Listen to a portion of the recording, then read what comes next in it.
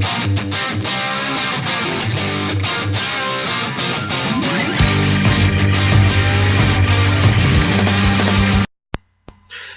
guys, Robot1 here, and today coming at you with another video of Yu-Gi-Oh! Good or Bad. For you guys who haven't watched this segment before, it's where I talk about cards that have come out or just in general that I would like to talk about and can debate whether they're good or if they're bad. I have reasons for it being good and being bad. The cards are usually pretty debatable to see if they can be good or bad. This one is a little off, to be honest. It can be really good, but it can also be really bad at the same time. But it's going to be a card that you're going to need regardless. But it can be a very good card and it can be a very bad card, which is why I wanted to put it on this segment. And the reason I wanted to do this video, I wanted to do it last year, but kind of needed to get that top 5 video out for you guys, because I wanted to get it out before the end of the year. So yeah, we're doing this good or bad of this card this year in 2018. Yeah, so today we're talking about a card that is going to be released in the Tropological set, the new Tropological set. I forgot what its name is. And this card is Red Reboot. And Red Reboot, it's an interesting card. It's a trap card that you can use from your hand. Another one, like evenly matched. But its effect is, and it's a counter trap, by the way. It's a counter trap that you can use from your hand, and its effect is when your opponent activates a trap card, negate the activation, and if you do, set that card face down. Then your opponent can set one trap card directly from their deck to their field. For the rest of this turn, after this card resolves, your opponent cannot activate trap cards. You can only activate this card. You can activate this card from your hand by paying half your life points. Now, this card, it has its good and bad sides. It really does. And that's the reason why I wanted to talk about it, because it does have some really good times. It does have really good effects where it can be very, very good. But it also has times where it can be really, really bad. Now, we are going to start off with the bad, as always, because I just like to talk about the bad sides first and then kind of give it a little good side on the other hand. I just like to do this because it lets me bring my opinions forward. And we're going to be talking about the bad to begin with, so let's get into the bad stuff. So the first thing, the reason why this card is kind of bad, is because it resets the card. So if you're negating, say, an evenly matched, it will just reset that evenly matched. Like, you're just going to reset the evenly matched onto the board, and it's not going to do anything to evenly matched.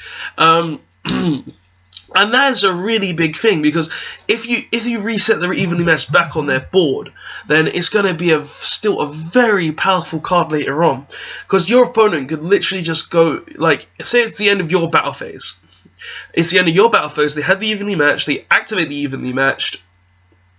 You activate Red Reboot to negate the evenly matched, but they reset it. It's still the end of the battle phase, so when it's their turn, they could be like, oh, main phase, battle phase, end of battle phase, activate evenly matched.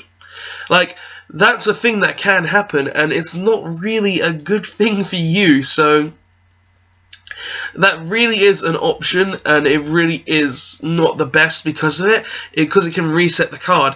Or it could be a card such as maybe Macrocosmos, where it resets Macrocosmos because you don't want stuff to get banished that turn, which is really, really annoying, and that can be a very big problem as well. So that's a problem that could occur just with the Red Reboot in your deck.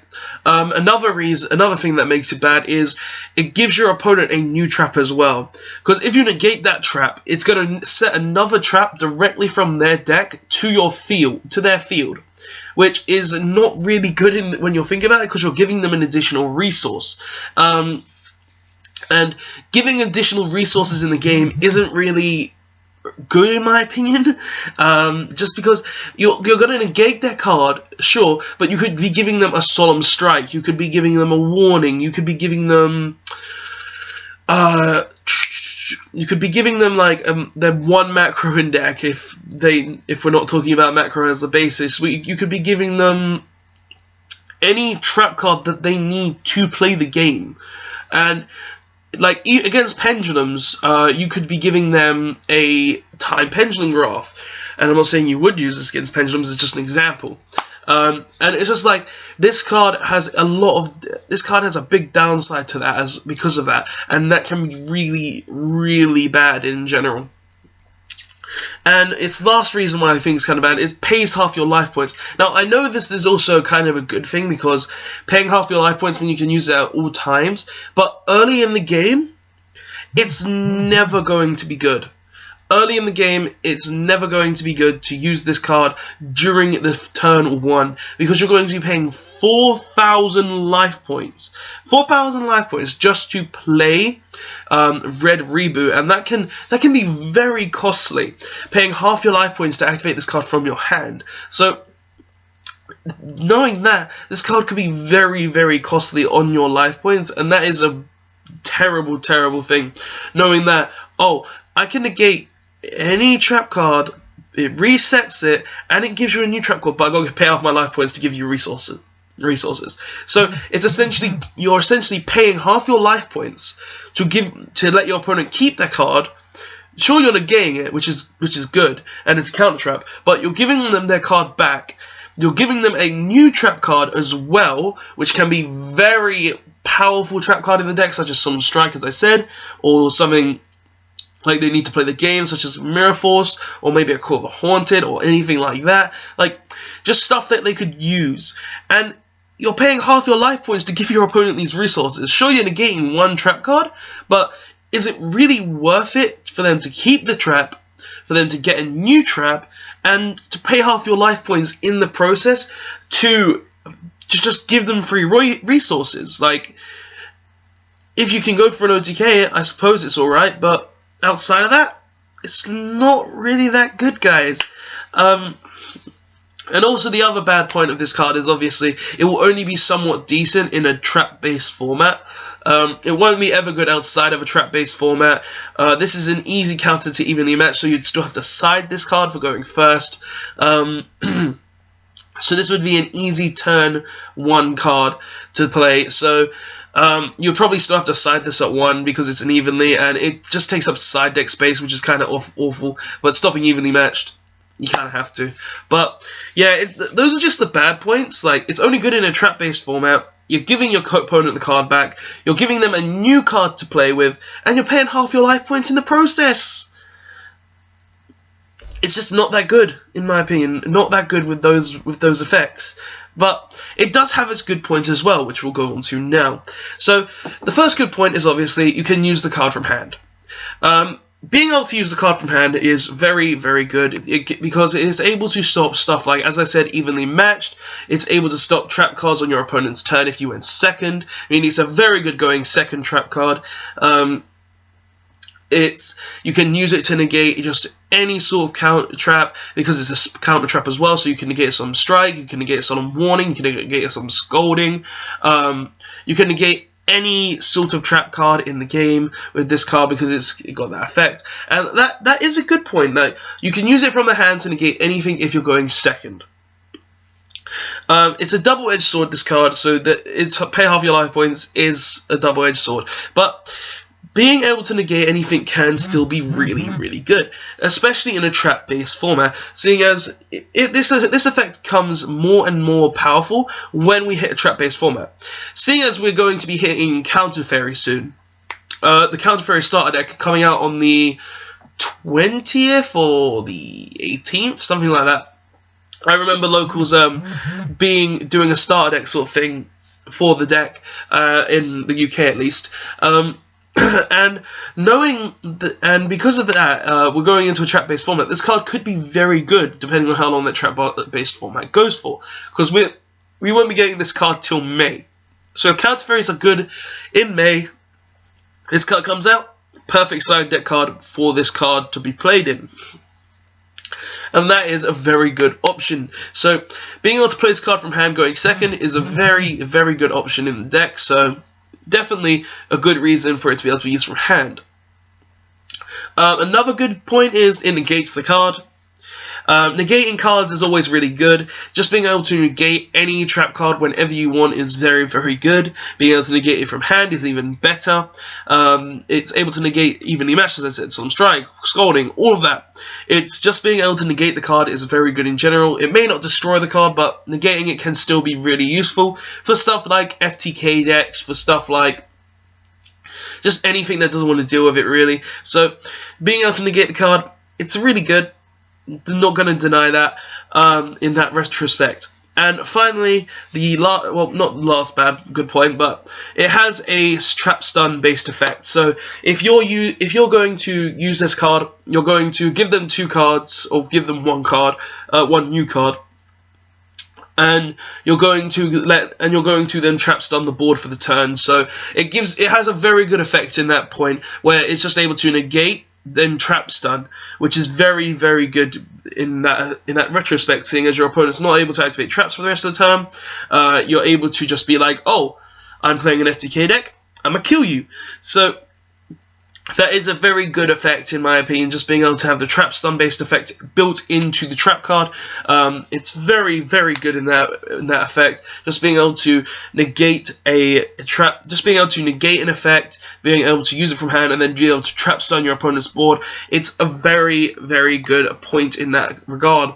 Just being able to negate, use the card from hand, and then use a trap stun based effect. It's very good, especially seeing as I was called Mr. Trap Stun, so I have to use this card, yeah? But trap stun based effects in the game can be very good in a trap based format, so this card does have its power plays, and that really does boost the reasons for why this card can be really good. So guys, those are the good and the bad points. Personally, I feel like this card isn't as great as people have once thought. It has its good points, definitely. It has its bad points, most definitely. But that's not really the point of this video. The point of this video is to give you guys insight on the card. The point of this video is to kind of give you guys an opinion on it, to hear your reasons, to hear your discussions in the comment section below. If you want to talk about it, just comment below, and just be able to, get opinions on it, see what other people think, and just inform people that this card may be really good, but it also has a lot of downsides as well. So yeah, guys, the card is very good. I really think this is at most a side deck card right now, at least. It could become a main deck card if we go into a trap based heavy format, maybe, but this card right now, it's decent, it's okay, and I can't wait to see what we actually get from this card. But guys, that's the video. Tell me what you think in the comment section below. Tell me what you think of Red Reboot. Do you think Red Reboot is a really bad card? Do you think Red Reboot is a really good card? That's the point of this video. Tell me in the comment section below your opinions. I think it's somewhere... I think it might be closer to bad, just because of the amount of resources it takes for you to use it, and then the amount of resources it can give your opponent. But in an OTK deck, definitely a good card. Anything else, it's a 50-50. But guys, as I said, tell me what you think of this card in the comment section below. Just let's have a discussion about it. Let's talk about it. Let's see your opinions, and I'll give you more of my opinions on the card. I just like to talk about this stuff because it's interesting to me, and I enjoy talking about it. Don't forget to like the comment if you liked the video, if you enjoyed it, if you enjoyed it as well, and if you want to see more videos from me, press the subscribe button, just so you can be informed of my future Yu-Gi-Oh videos in your subscription box. And if you want to be notified of any Yu-Gi-Oh videos that are coming out in the future, make sure to press the notification button as well, just so you can be notified of my future Yu-Gi-Oh videos. But yeah, guys, Red Reboot, decent card, bad card, good card. Really can't say with all the different effects built into it. Personally, Mr. Trap Stun here, yeah, I was given that name at Nationals, can be really, really good, but yeah, card's decent in my opinion. It can be good, it can be really bad, but that's for you guys to decide in the comment section below. Tell me what your guys' opinion is, as I said, and don't forget to like, comment, and subscribe for more videos, and I'll see you guys next time. Thanks for watching. Red Reboot, time to reboot your way out. Thanks for watching, guys, and don't forget to like, comment, and subscribe on this video for more Yu-Gi-Oh videos, and check out the links in the description for the previous video, and the link to my Facebook page where you can see previous videos that I've posted there, and any other information that I may have posted there. I hope to see you guys next time, and thanks for watching.